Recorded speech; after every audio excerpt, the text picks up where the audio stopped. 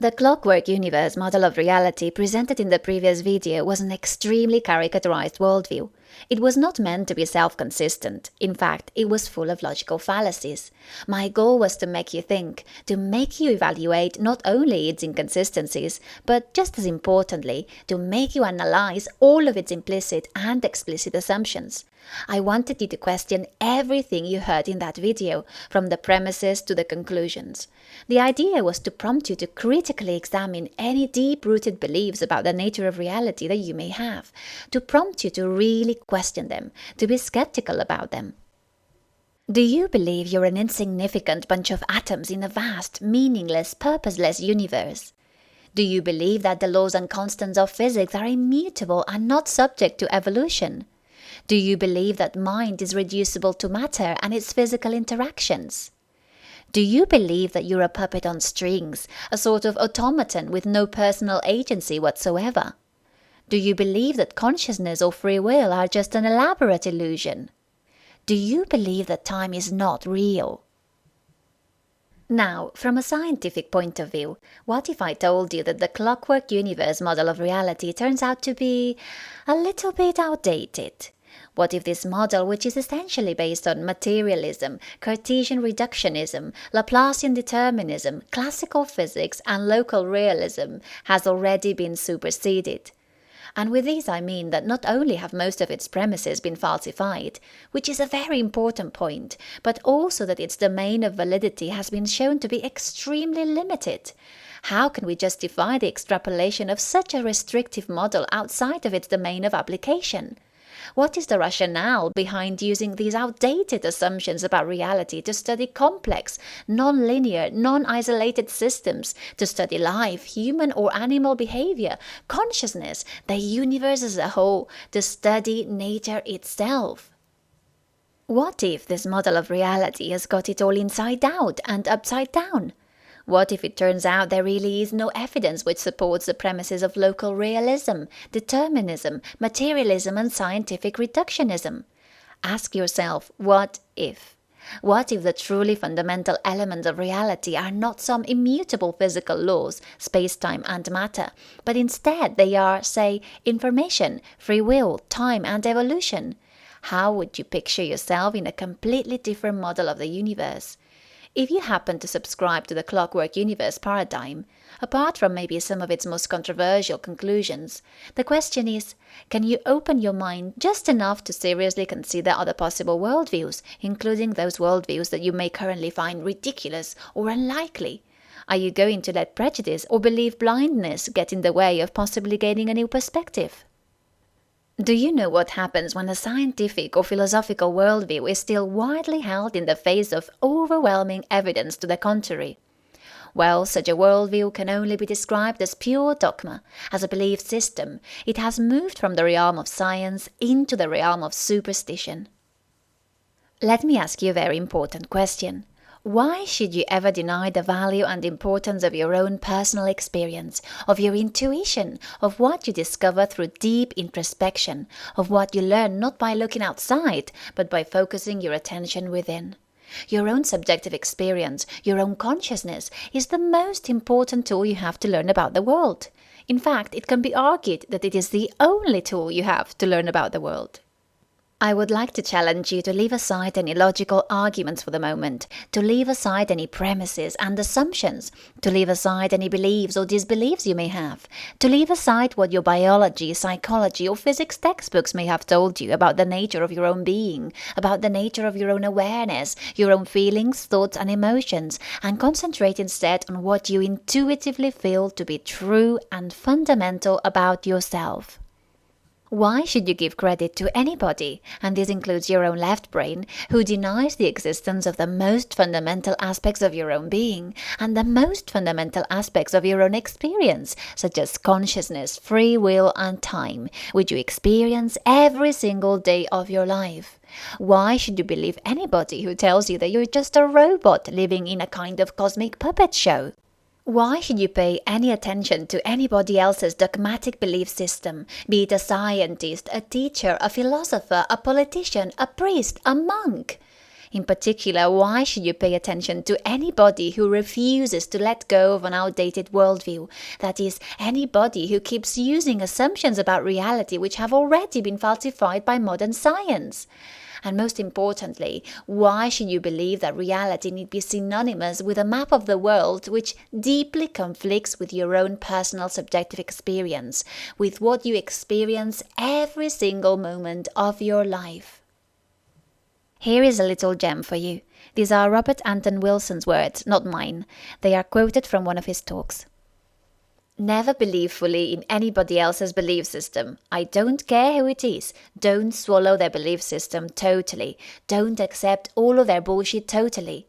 The second rule is like onto the first. Don't believe totally in your own BS, which means that, as Bucky Fuller said, the universe consists of non-simultaneously apprehended events. Non-simultaneously. The universe consists of non-simultaneously apprehended events, which means any belief system or reality tunnel you've got right now is gonna have to be revised and updated as you continue to apprehend new events later in time, non-simultaneously. But once you have a belief system, everything that comes in either gets ignored if it doesn't fit the belief system, or it gets distorted enough so that it can fit into the belief system. You've got to be continuously revising your map of the world. When physicists, neurobiologists, psychologists, philosophers, anybody who claims to study the nature of reality or the nature of mind, when any of these people, no matter who they are, no matter how many books or papers they have written, no matter how many awards they have won, when these people keep using the same outdated 17th, 18th, 19th century mechanistic, deterministic, reductionistic models of reality to derive their theories about how your mind or the world works, to tell you that you're basically a puppet on strings, or that you're just a piece of complicated machinery, that your consciousness or your free will are an illusion, well, take their theories with a rather large pinch of salt. See these theories and models for what they really are. They are theories based on very outdated maps of the world, which no longer serve us any purpose. Maps of the world which do nothing but keep us going round in circles. Maps of the world which unfortunately have turned into a rigid, limiting belief system. Physicist Paul Davies summarizes this problem in just a couple of sentences.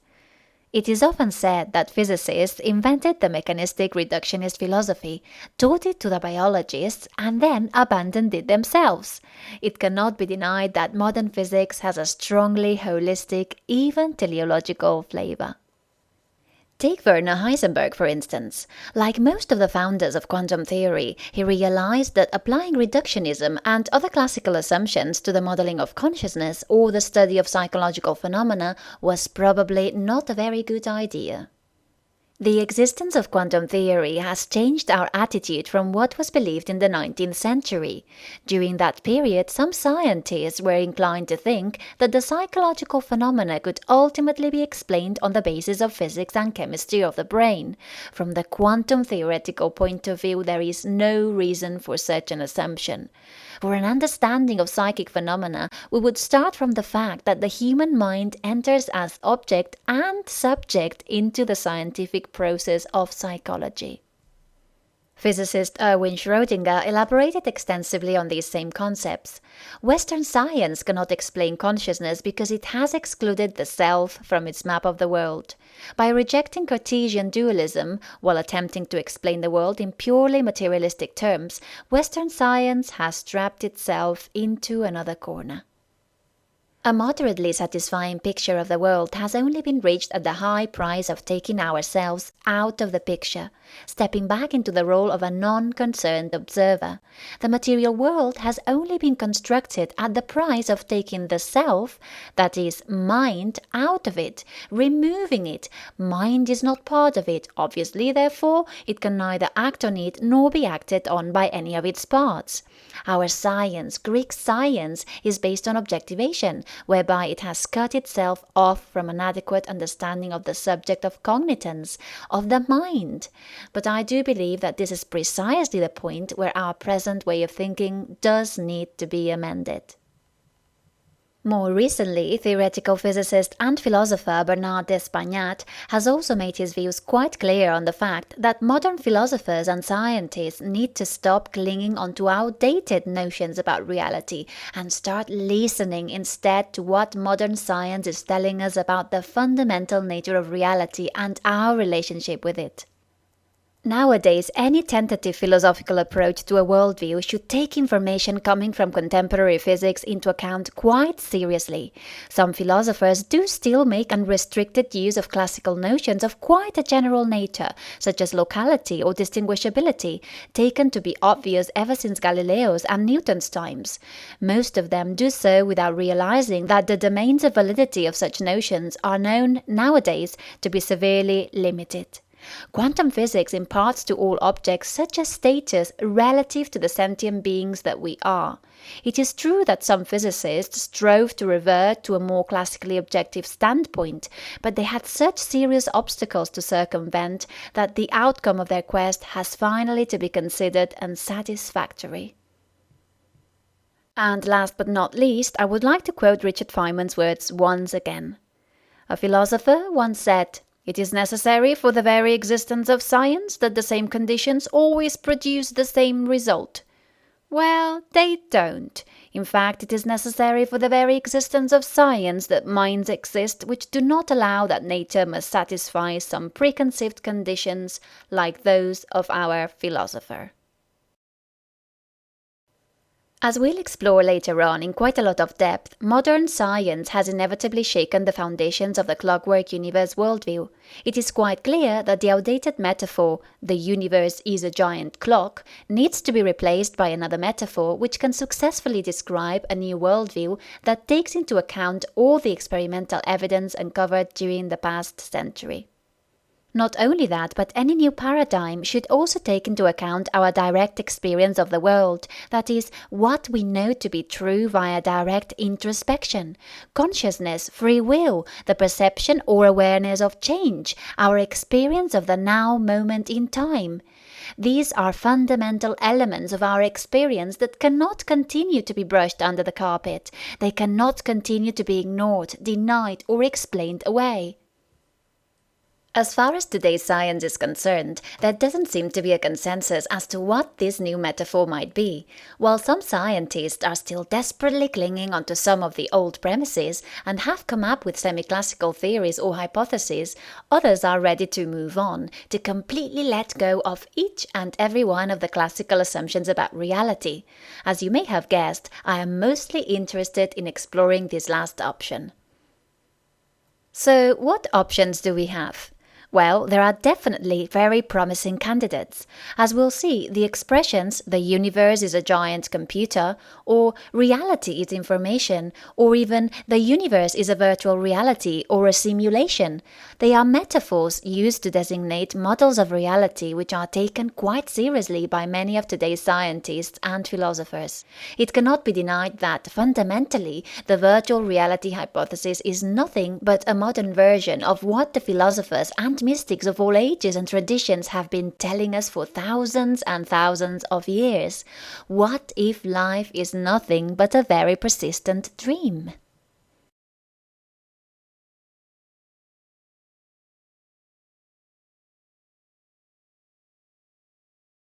Now, let me take you on a little journey. Have you ever woken up inside a dream? Have you ever become lucid while dreaming? Have you ever been in a dream, suddenly realized that you were dreaming, and from then on experienced full waking awareness while inside the dream? If you haven't, I recommend you give lucid dreaming a try. It can be such an eye-opening experience, and it also has many practical applications. Some people are natural lucid dreamers, but in general, one can learn how to lucid dream by using very simple techniques. Being interested as I am in the nature of reality, I am of course very interested in exploring the nature of dreams. So, during my first lucid dreaming experiences, I decided to investigate the foundations of dreaming itself. I wanted to find out what dreams really are at the core. What is the stuff that dreams are made of? Is there such a thing as matter in a dream? And if so, what is its nature and its relationship to mind? Could I build a particle accelerator inside a dream? What would I measure if I smashed dream particles against other dreamed particles? What is the basis of experience in a dream? What is the basis of sound, vision, touch, or pain inside a dream? What is the origin of sensation in the absence of external physical stimuli? I was determined to find the answer to all of these important questions. Well, what I experienced each time I became lucid felt so real that, after waking up from my dreams, I often felt deeply confused and disoriented. Depending on my level of lucidity, these dream realities could feel more tangible, more authentic, more real than waking life. In essence, my adventures in lucid dreamland seemed to be showing me that there wasn't any fundamental difference between the stuff that dreams are made of and the stuff that waking life is made of. In my dreams, if I wanted to, I could experience the solidity of matter. I could experience vision, touch, sound, taste, pain. Like someone who was experiencing a new world for the first time, I was mesmerized by the most mundane things. I was fascinated by the smallest details in all sorts of familiar objects.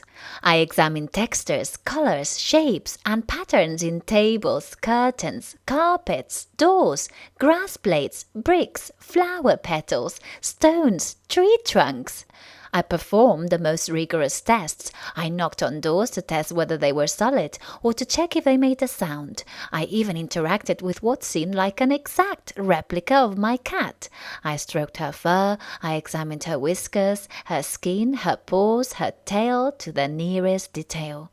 Everything, and I mean everything, felt as real and as vivid and detailed as in waking life. Do you want to know the most remarkable, if somewhat unsettling, thought that went through my mind after each of these experiences? Funnily enough, my thoughts were not along the lines of, wow, my brain is such an amazing organ, it can recreate all of this stuff as if it was the real world out there. What an incredible piece of machinery. Quite the contrary. In fact, my amazement was in realizing that there was a very real possibility, no matter how strange or ridiculous it might seem, that my waking life was essentially made of the same stuff my dreams were made of, that there was no fundamental difference whatsoever between the two. In essence, my experiences consisted of a bunch of qualia, a bunch of subjective, consciously integrated moments. Ultimately, it could all be described as a data stream, as information being processed within my own mind. Just as importantly, I realized that the subject of experience, the entity that I called I, was not really a separate object, that it was not limited to being a character inside a dream, but that elusive I, at its very core, was both the director and the player. It was the awareness which existed beyond the dreamscape, beyond the reference frame where the dream was taking place. Not only that, but that I was also the provider of the dreamscape. I was the actual stage where the movie was being played. I was director, player, and stage all at the same time. At the most fundamental level, I wasn't just the character's body or the character's brain. I was consciousness. I was creator, participator, and observer all at the same time. So, if at its core, what I called I could only be described as consciousness, and this I was definitely not emerging from inside a dreamed brain located inside a dreamed character's body, could it be that this I, this consciousness, was not originating from my physical brain either? After all, the only difference between my waking life and my dreams seemed to be related to the constraints I was subject to in each reality frame. But the substrate, the medium, the framework within which all those events were taking place didn't need to be an external and independent world made of physical space-time and matter. But it seemed that all that was needed was a subject of experience. All that was needed was a mind. But what about all the objects that appeared in my dreams? What was their true nature? Were they objective and external to me? When viewed from the dream character's limited perspective, they definitely looked like separate, independent material objects, and they certainly appeared external to me. And yet, when viewed from the dreamer's perspective, it was clear that all the contents in the dream, including all the material objects, were simply an experience within my mind. These objects were not objectively real, but subjectively real. They could not be said to be things in themselves, but their form was somehow dependent on my awareness of them, on an intricate net of relationships within mind space, to which my dream character was also intimately connected. The apparently localized material objects, including my dream character's body, were in fact parts of a larger whole, nodes in a net which was nothing but an integrated conscious experience taking place in the dreamer's mind. They were parts of a larger whole which was so much more than the sum of all these objectified parts. The fabric of my dreams consisted of sensation, perception, qualia, information, which somehow turned into an integrated conscious experience, a unified whole that could not be divided into isolated or independently existing parts. All the material objects in my dreams, including my character's body and brain, existed only as an experience in a much larger consciousness, my consciousness, the dreamer's consciousness. The observer had somehow become the observed. The observer was essentially observing itself from a particular point of view. It was experiencing the contents of its own mind through a much limited perspective, the perspective of a localized object. But it was clear that object and subject were ultimately not separate, that they were parts of an interconnected, non-separable whole.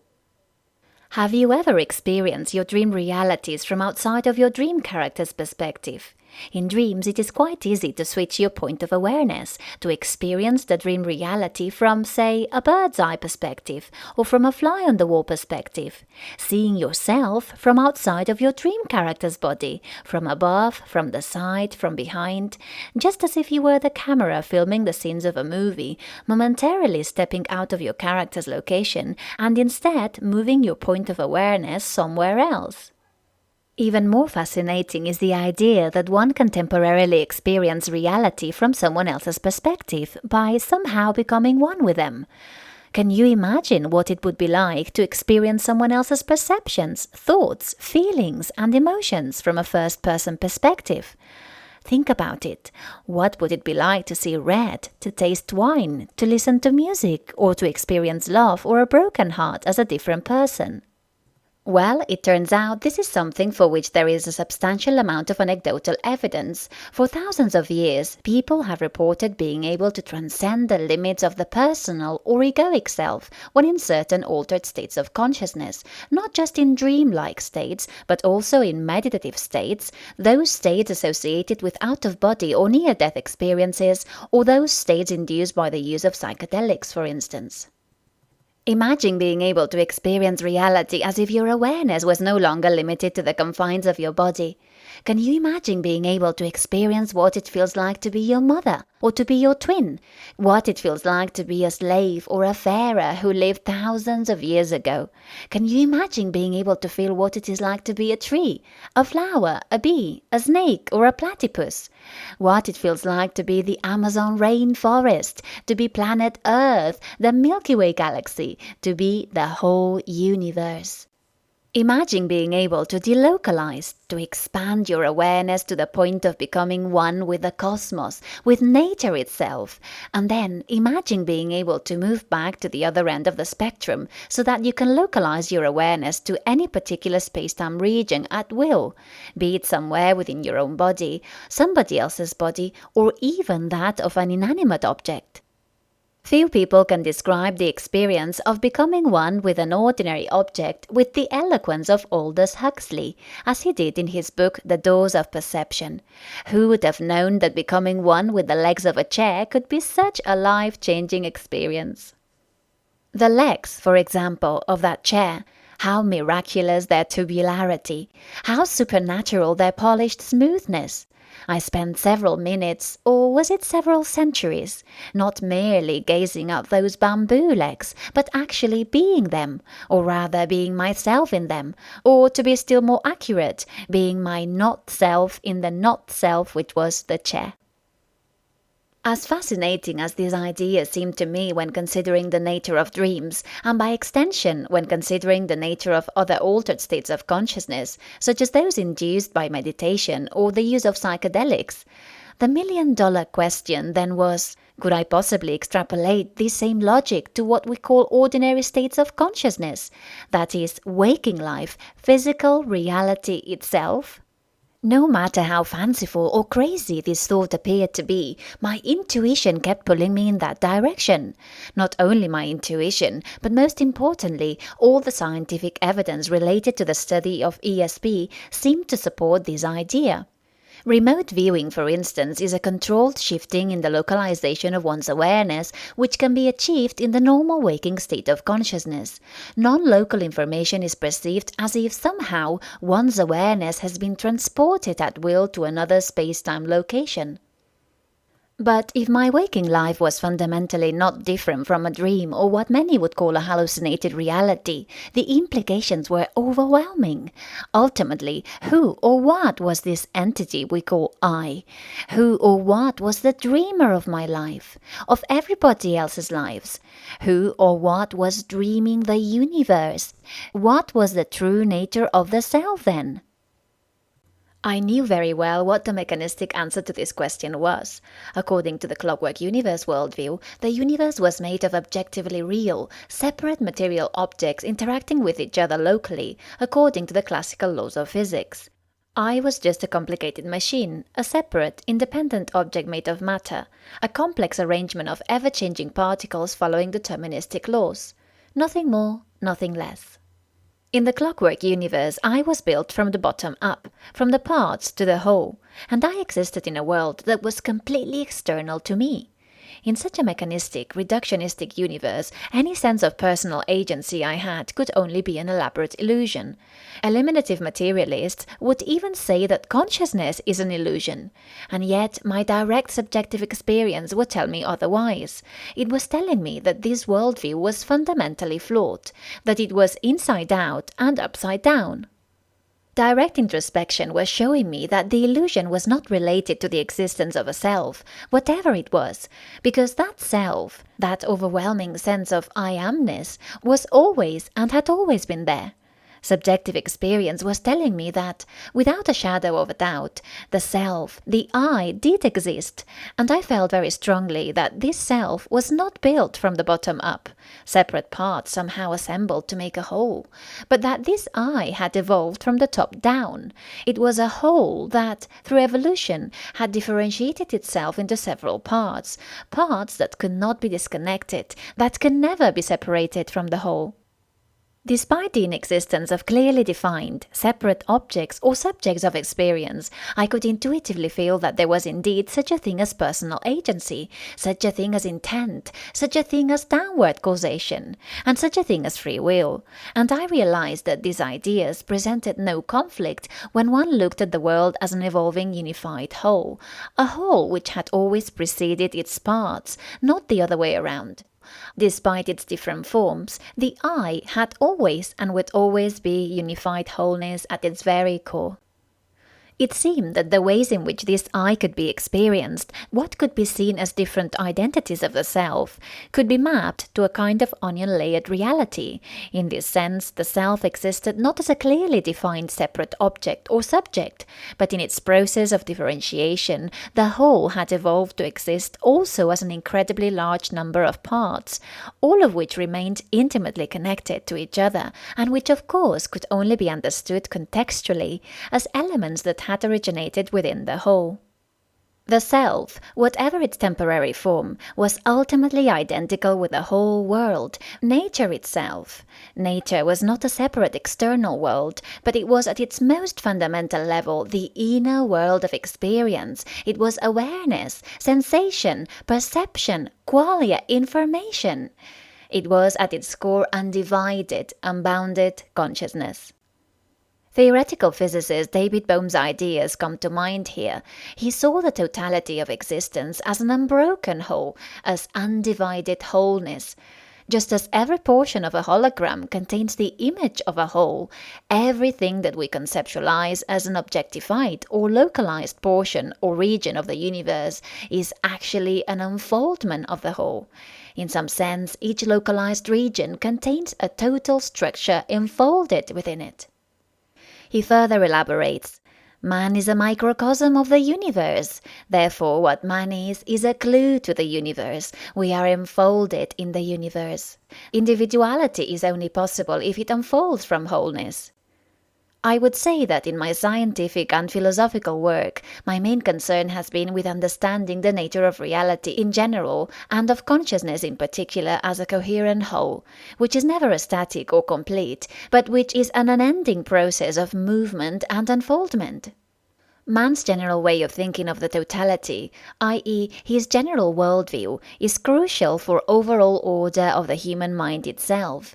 If he thinks of the totality as constituted of independent fragments, then that is how his mind will tend to operate. But if he can include everything coherently and harmoniously in an overall whole that is undivided, unbroken, and without border, for every border is a division or break, then his mind will tend to move in a similar way, and from these will flow an orderly action within the whole. The notion that all these fragments are separately existent is evidently an illusion, and this illusion cannot do other than lead to endless conflict and confusion. Indeed, the attempt to live according to the notion that the fragments are really separate is, in essence, what has led to the growing series of extremely urgent crises that is confronting us today. Just like in our dreams, the self, nature, is fundamentally a whole which constantly localizes and delocalizes itself. Or, in Bohm's words, reality involves a continuous process of enfoldment and unfoldment. Nature's point of awareness can become expanded to embrace the whole of existence, or alternatively, it can become focalized into its parts, autonomous parts that are nonetheless interdependent, non-separable, interconnected. Hence, from this perspective, it is not personal agency that would be an illusion, but the illusion would be rooted in the feeling of separateness of the self, this feeling of disconnection that this I may temporarily experience, a kind of ill side effect resulting partly from the temporary localization of its awareness. And this illusion seems to solidify even more through the process of objectivation of reality, this tendency we have whereby we conceptualize reality as being made of independent, separate, localized, well-defined objects, including our own bodies and our own individual minds. We tend to constantly build conceptual boundaries through language or through our constant attempt to quantify, compartmentalize reality, as we do when creating our mathematical models, for instance. And these conceptual boundaries, we take them so seriously that we eventually can't help it but think of them as real existing barriers. We tend to confuse the world with our maps of the world, and this inevitably leads us to the illusion that the world is made of objects which exist independently from subjective experience and independently from all cognitive frames of reference. Subject and object, internal and external, the inner world of experience and the outer physical world are ultimately one inseparable whole. This feeling of separateness, this feeling of being a limited and firmly localized awareness in space-time, separate from what we conceptualize as an external, independent, objective world out there, it can only be a temporary illusion. I would like to end this video with another little gem. What follows is extracted from one of Alan Watts' talks. I wonder what you mean when you use the word I. I've been very interested in this problem for a long, long time, and I've come to the conclusion that what most civilized people mean by that word is a hallucination. That is to say, a false sense of personal identity that is at complete variance with the facts of nature. And as a result of having a false sense of identity, we act in a way that is inappropriate to our natural environment, And when that inappropriate way of action is magnified by a very powerful technology, we swiftly begin to see the results of a profound discord between man and nature. And we have not realized, therefore, that our environment is not something other than ourselves.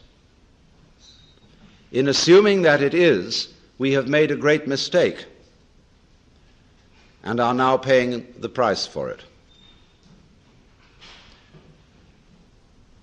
Because we have the strong sensation that our own being inside our skin is extremely different from the world outside our skin. That while there may be intelligence inside human skins, and while there may be values and loving feelings, outside the skin is a world of mechanical process which does not give a damn about any individual and which is basically unintelligent. But it does not occur, you see, to the ordinary civilized person to regard himself or herself as an expression of the whole universe. You go with your environment in the same way as your head goes with the rest of your body. But in the ordinary way, we don't feel it. That is to say, we don't have a vivid sensation of belonging to our environment in the same way that we have a sensation of being an ego inside a bag of skin, located mostly in the skull, about halfway between the ears and a little way behind the eyes. And it issues in these disastrous results of the ego, which, according to 19th century common sense, feels that it is a fluke in nature, and that if it does not fight nature, it will not be able to maintain its status as intelligent fluke. Using symbols and using conscious intelligence, scanning, has proved very useful to us. It has given us such technology as we have. But at the same time, it has proved too much of a good thing. At the same time, we've become so fascinated with it that we confuse the world as it is with the world as it is thought about, talked about, and figured about. That is to say, with the world as it is described. And the difference between these two is vast. And when we are not aware of ourselves, except in a symbolic way, we are not related to ourselves at all. We are like people eating menus instead of dinners.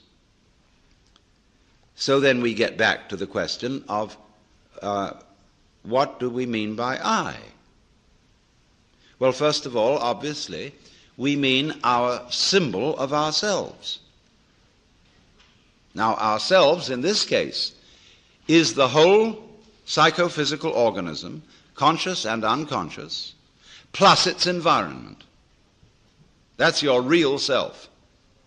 Your real self, in other words, is the universe as centered on your organism. That's you. You are not a puppet which your environment pushes around, nor is the environment a puppet which you push around. They go together. They act together. We are only rarely aware of this as when, in curious alterations of consciousness, which we call mystical experience, cosmic consciousness, an individual gets the feeling that everything that is happening is his own doing, or the opposite of that feeling, that he isn't doing anything, but that all his doings, his decisions and so forth, are happenings of nature. You can feel it either way. You can describe it in these two completely opposite ways, but you're talking about the same experience. You're talking about experiencing your own activity and the activity of nature as one single process.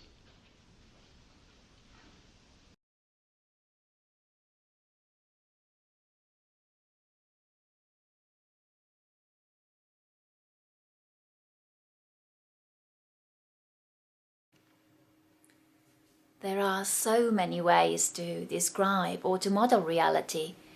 Well, I certainly love to challenge the status quo.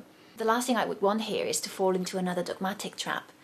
My aim is to challenge ideas and to explore alternative ideas, ideas that make more sense to me, ideas that perhaps agree a bit more with my personal subjective experience, with what I feel life may ultimately be all about, I guess. And all I want is just to share my thoughts, to share my journey. I think we all go through it, and sometimes some of us are kind of a bit nerdy about it all and kind of lose a few nights of sleep thinking about these things. I think, after all, it's just worth sharing it. It's just something that, what's the point of me thinking every single day, about what it's all about if I, don't share my journey with anybody. And hopefully, I don't know, I can bring a smile to your face with my videos. I can just bring you, send you maybe a little shot of inspiration, a little sense of awe, of wonder. And if I can achieve that, then I think I've achieved something. I am not here to convince anybody of anything. This is not what I'm about at all. There is no point, there is no benefit whatsoever in trying to change somebody's belief or disbelief system. But I think it's really important to always push the boundaries, to explore the fringes, to look at the validity of those ideas that are currently ignored or even ridiculed by mainstream science, and perhaps make some people feel a little bit uncomfortable along the way. Give them a little push so that they, well, at the very least, they can have a little uncomfortable swim in that cognitive dissonance swimming pool. That is always a good thing. This is the most important thing, to continue to reevaluate our values, our story of the world, our description of the world, our models of the world. Perhaps one of the most important things to remember is, as Werner Heisenberg said, not only is the universe stranger than what we think, it is stranger than what we can think. We are born, we grow up, we learn, we fear, we love, we succeed, we fail, we endure, we suffer. And throughout all these, we can't help but wonder, what is all this struggle for? Because deep down, what each and every one of us wants is an answer to the question, who am I? What am I here for? What is the purpose of my life? How can I be happier? How can I make a difference? What is the meaning of existence? Ask yourself, if I look back at my life right now, knowing that I might die tomorrow, will I be happy and at peace with the way I have grown and learned and changed? Will I be happy with the way I've treated others? Will I be happy with the way people will remember me? One of the most important elements here is being able to ask ourselves this question: from what framework, from what worldview, from what perspective are we going to attempt to answer these questions? From a framework based on dogma, blind belief, superstition, close-mindedness, or from a framework based on open-minded skepticism, our own subjective experience, direct introspection, and of course all the available scientific evidence. And this includes all the evidence which may currently be ignored and ridiculed by the mainstream. Do your own research. The information is out there, and of course in here. Always be skeptical when new information comes in.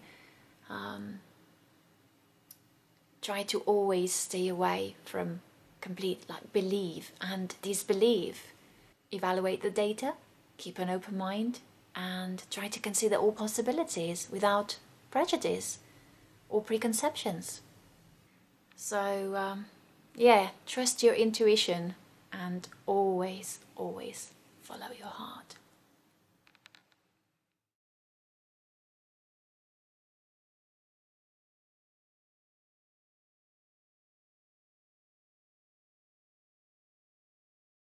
Well, I hope you have enjoyed this video. In the next video in this series, I will probably ramble a little bit more about dreams. I will discuss ideas involving feedback loops, valves, and whirlpools. I will cover some of the ideas behind systems thinking, self-reference and self-organization, and try to tie all that with some of the ideas already introduced in this video, such as the idea of localization and expansion of awareness, the nature of self-awareness, consciousness, and much, much more. Don't forget to like, subscribe, share, and comment. And if you enjoy my channel, it would be awesome if you could help support it with a little contribution. No matter how small, it will be greatly appreciated. I will leave you with the thoughts of some of the greatest physicists of last century, the brilliant minds who founded and contributed to one of the major revolutions in modern science. Their words are powerful, meaningful, and convey an important message that, I hope, has not been lost along the way. Thank you so much for watching.